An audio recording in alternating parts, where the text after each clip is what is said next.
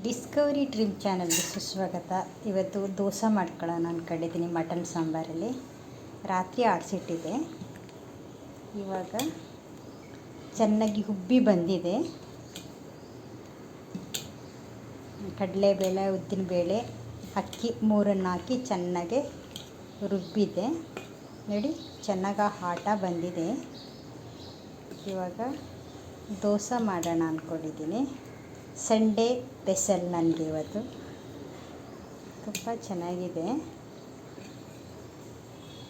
ತವಾ ಕಾದಿದೆ.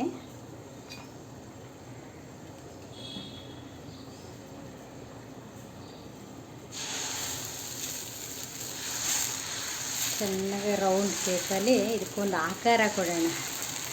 ಒಬ್ರಿಗೆ ದೋಸೆ ಮಾಡೋಕ್ಕೆ ಬರಲ್ಲ, ನಿಮಗೆ ದಪ್ಪ ಬೇಕಾ ಸಣ್ಣ ಬೇಕಾ ಯಾವ ಥರ ಬೇಕೋ ಆ ಥರ ನೀವು ಮಾಡ್ಕೋಬೋದು ಮನೆಯಲ್ಲಿ. ಇವಾಗ ಚೆನ್ನಾಗಿ ಬೇಯಲಿ, ಇದ್ರ ಮೇಲ್ಗಡೆ ಆಯಿಲ್ನ ಹಾಕೋಣ. ನಾನು ತವಾಗ ಫಸ್ಟೇ ಸ್ವಲ್ಪ ಆಯಿಲನ್ನೇ ಆ್ಯಡ್ ಮಾಡಿದ್ದೆ. ನಿಮಗೆ ಎಷ್ಟು ಬೇಕೋ ಅಷ್ಟು ಆಯಿಲ್ ಹಾಕ್ಕೊಳ್ಳಿ. ತುಪ್ಪ ಬೇಕು ಅಂದರೆ ತುಪ್ಪನೂ ಕೂಡ ಹಾಕ್ಕೋಬೋದು.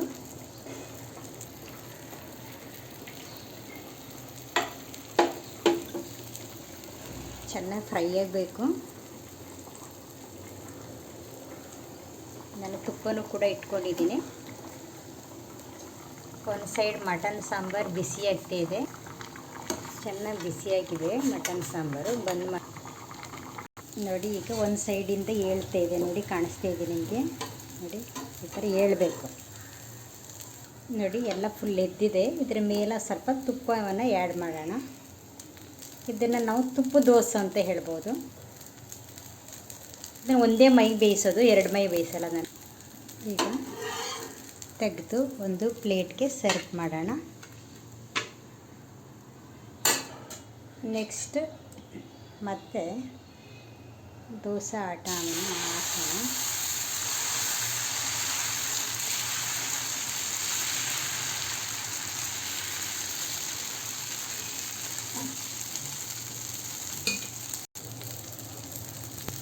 ಇವಾಗ ಎಣ್ಣೆನೂ ಕೂಡ ಹಾಕಿದ್ದೀನಿ, ತುಪ್ಪನೂ ಕೂಡ ಹಾಕ್ತಾಯಿದ್ದೀನಿ. ತುಂಬ ಟೇಸ್ಟ್ ಇರುತ್ತೆ. ಈಗ ರಿಮೂವ್ ಮಾಡೋಣ.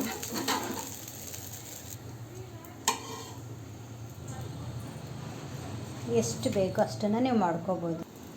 ಮಟನ್ ಸಾಂಬಾರು ಹಾಕಿದ್ದೀನಿ ಇವಾಗ ನೋಡಿ. ಮಟನ್ ಸಾಂಬಾರು ಜೊತೆ ದೋಸೆ ತಿಂತೆ ಅದರ ಮಜನೇ ಬೇರೆ ಇರುತ್ತೆ. ನಮ್ಮ ಹಳ್ಳಿ ಸ್ಟೈಲಲ್ಲಿ ಮಾಡಿದ್ದೀನಿ ನೋಡಿ, ಹಳ್ಳಿ ಸ್ಟೈಲಲ್ಲಿ ಮಾಡಿದ್ದೀನಿ. ನಿಮಗೆ ಈ ವಿಡಿಯೋ ಇಷ್ಟ ಆದರೆ ಲೈಕ್ ಮಾಡಿ, ಶೇರ್ ಮಾಡಿ, ಕಮೆಂಟ್ ಮಾಡಿ ನೋಡಿ. ಗರಂ ಗರಂ ಅನ್ನೋ ದೋಸೆ ಸೌಂಡ್ ಗೊತ್ತಾಗ್ತಾ ಇದೆಯಲ್ಲ ನೋಡಿ.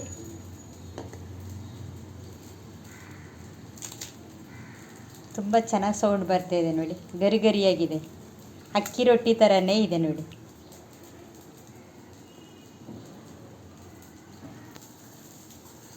ತುಂಬ ಚೆನ್ನಾಗಿದೆ, ಟೇಸ್ಟಿಯಾಗಿ ತಿನ್ನಲಿಕ್ಕೆ. ನೆಕ್ಸ್ಟ್ ವಿಡಿಯೋದಲ್ಲಿ ನಿಮಗೆ ಸಿಗ್ತೀನಿ.